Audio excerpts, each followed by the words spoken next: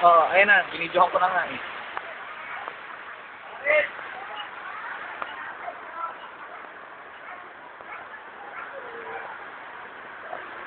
Pati itong gumagano eh, oh. Yung post, Sabi nyo ito dahil sa pasok yung pagkano, gaganon din yan. Kasi baka bumagsak. Sarado nyo ito. oh.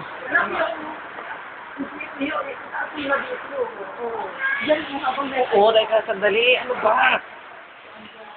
Oo, teka nga eh. Ano bang gagawin ko? Teka lang. Gagamitin ako. Oh, picture mo. Oo, ayun na. Ay, maging mas ito.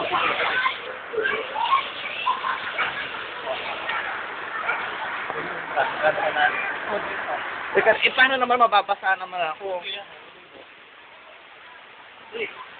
Nakuha ka mo ito. Hawa ka mo.